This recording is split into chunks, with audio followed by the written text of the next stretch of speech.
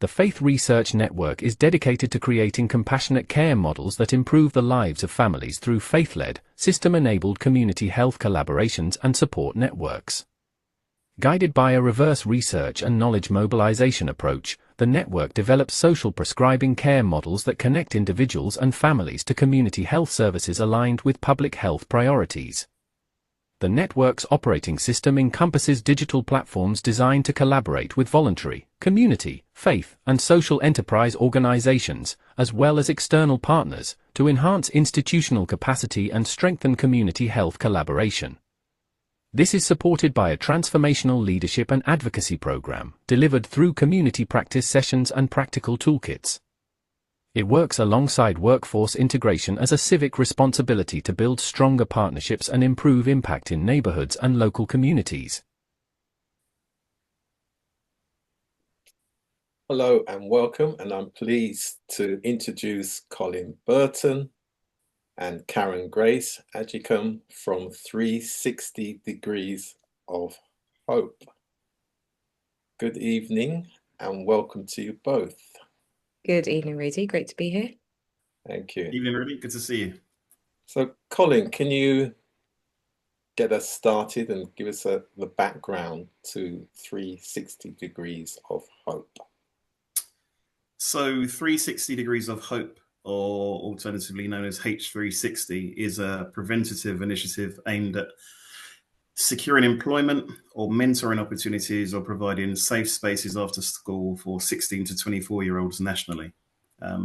It came about because I have a number of roles within policing, some of which are national, and I identified a trend where a lot of the young people just aren't managing to secure working opportunities or any kind of experience, paid experience, once they leave school, college or university, etc. And this was put together to basically provide some assistance for them.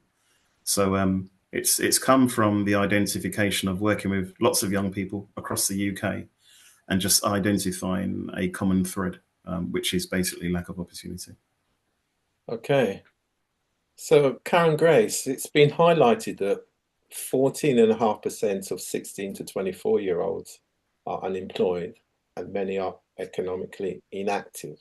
In your experience, what are the biggest barriers preventing young people from moving into meaningful work? Well, Rudy, I think the key word that you've mentioned there is meaningful, right? So as a faith-based woman myself, but also just understanding and really loving words and the strong command that words have. When we think about meaningful work, it's personal. It speaks to the depth of a person. It speaks to what their interests are, what piques their interest. And I think as an adult, it's often the case that we assume that we know the interests of young people. But then as a young person, it's assumed that adults also don't know what they're interested in. And if we're looking at the conventional pathways of education, particularly here in the UK, they don't always fit the approaches or the capacity or the, I guess, the intellect or the varying degrees of attainment levels that young people have. So for me, that's the first stumbling block, so to speak, that usually steps in place. Now, when we speak to young people, they often tell us that they feel we listen, but we don't hear them. And for us, we've come to very quickly understand that those are two different things. Now, if you've got somebody who struggles academically or struggles to navigate the academic pathway here in the UK, then naturally they are not going to acquire the skills or the academic outcomes they need to be able to get unpaid work. And then if they can't get unpaid work, i.e. voluntary or demonstrative of a skill set that's required for the paid work they're looking for, they then will remain unemployed. And that then we've seen, can lead to a number of outcomes and, impacts them from a lifelong point of view. So if we aren't able to recognize and palpably make solutions that look like young people struggling or navigating or not preferring, plainly put, the pathway of education that we have here in the UK, then we will see more and more increased rates of unemployment here. Okay. Colin, you've spoken about cultural capital and emotional intelligence being as important as job skills. How do you see these qualities helping young people thrive both in the workplace and throughout their life? It's an interesting dynamic in terms of young people displaying those skills, because I think if they don't have them, it's another thing that goes against them. The problem that we've got at the moment is in terms of finding opportunities for young people, it just feels like it's been on the same circle for many years and no one's doing anything different. And I think if they lack confidence and then those social awareness skills as well, then you've just got a slippery slope where nothing materializes. And unfortunately, that kind of like mindset is contagious. And when it's contagious and you're all in a group, all of a sudden you all believe that you can't achieve anything. And that's like really, that's disheartening. So this has been put together to basically elevate and show them that they can achieve. And it will start with providing those social skills if they don't have them. That will then lead into paid work, mentoring, and even further education as well, depending on what they actively choose. So, Karen Grace, your approach with NPCC events emphasise creating safe, comfortable spaces for young people. What did you learn from these environments that shape the design of your current plan? That's a really good question, Rudy. And I think the first thing was about being collaborative. You know what is safe to you because you recognize the physiological response, you recognize the emotional response, the spiritual response, and you recognize that your capacity increases and you're able to do what you need to do in that space. So that speaks to us about being able to speak to those who need to access that safe space. And the only way you can make it safe for them is asking them what safety looks like. So we were able to collaborate with young people, really give them a voice that goes beyond what they've heard before or maybe what they haven't heard before. Tell us what safety looks like to you, placing the onus on them so that that process and that delivery can really look like a solution beyond what it is that we're delivering on that day. We also learned that they like to be brought on board at every point, right from that very start, that conception stage, where you've got that big, bright, shiny idea that actually with young people who are very fickle and fallible, as we all are able to tell you straight from the jump, actually, that's not as great as you think it is. Or, hey, look, actually, this could look a bit better if you did this. They're inclined to call us miss because even outside of the school setting, they still see us as the adults and therefore call us that, even when we give them the permission to call us by first name. But you'll often get, miss, that doesn't really, or miss, this is a bit more like this, or miss, I like when you said this, can we do it more this way? Yeah. So it's just about really relinquishing that commitment that we tend to see across the public sector, across the private sector, if we're honest, across the entire professional sphere, which is not allowing yourself to relinquish that power that people often wrongly connote with being the adult in the room. Power can be shared and it can be interchangeable as well. So we learned that very quickly. Absolutely. So, Colin, the proposed pathway includes opportunities across a wide range of sectors. Which industries do you think young people are most excited about and why? That is quite a tricky question to answer. Mainly, I'll tell you why. When it first started, I noticed that a lot of it was around kind of like private sector business in terms of banking, legal, the typical ones that they tend to aim for. But then as we get closer to sort of like current times, I've noticed that the trades are becoming more popular. And I'm not sure where that's coming from. But obviously they've probably done their own homework and can see that there's a lack of those kind of skills available. And they're also just as lucrative. So I've had quite a few weird and wonderful requests in terms of finding opportunities, which now involves sort of like blue collar, white collar, etc., spread across. And then sporting seems to be a really popular one as well. And that's not just the typical want to be a football player, but it's anything that's affiliated to it, like sports coaches and training, that kind of thing as well.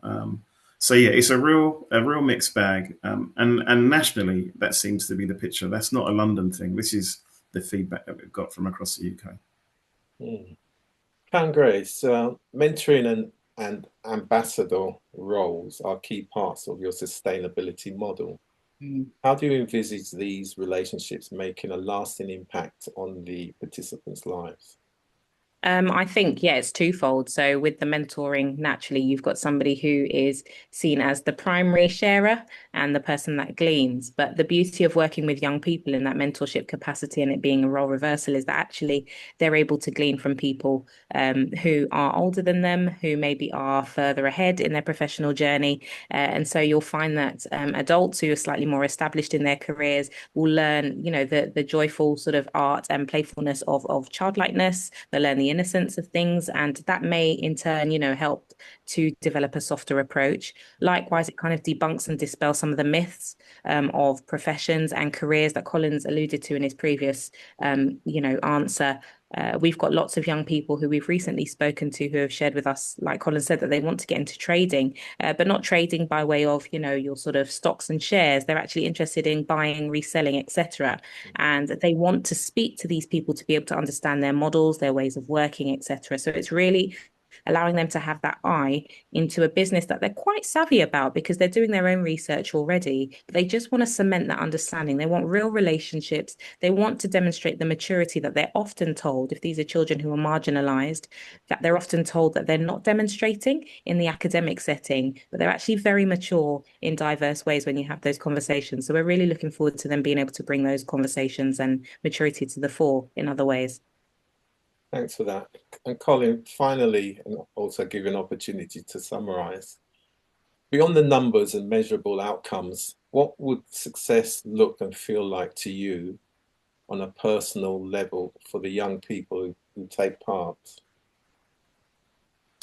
So I'm pretty fortunate through secular work to have a voice within senior policing, central government, local government, etc. And for me, there's no large social media campaigns with large following in terms of to see, look what we've done, look what we're going to do that's different. This launches on a certain date. I'm really we're trying to avoid the fanfare and just deliver. Yeah. So success for me is young people boasting to their parents, carers, colleagues, friends, etc., about what they've managed to achieve by going through the program, and that word of mouth spreading rather than the typical look at me, come to our website and you can see what you can achieve. I really want success for me is the young people speaking about it in a circle, and probably the biggest compliment would be them referring other young people to say, I've achieved this and you can too, rather than what we've got at the moment, which is the opposite, that I'm not achieving anything and I don't think you will either. Okay. And if people want to learn more, how would they make contact? So you can contact me. I'm on LinkedIn. It's probably one of the only social media tools that I utilize, mainly just due to time. Yeah, just look for me on Colin Burton on LinkedIn. I'm happy to connect. I'm happy to provide personal overviews via a Teams conversation or even via a meeting face to face. There's so many opportunities, and that can be in terms of people pledging finances to support it, which we've already achieved, to be fair, or it could be in the fact of a guise of providing working opportunities or wanting to be a mentor or just be a part of the program. It's all very open at the moment because we go to launch or the pre-launch is on the 10th of September. So it's still coming together. So yeah, no one's missed the boat. There's still time. And you will start to see information being released, but it will be targeted towards the young people that require the solution, as opposed to, can you just come and join and support? Great. So excellent work, both of you, and look forward to hearing more. Thank you, Thanks for your time, Rudy.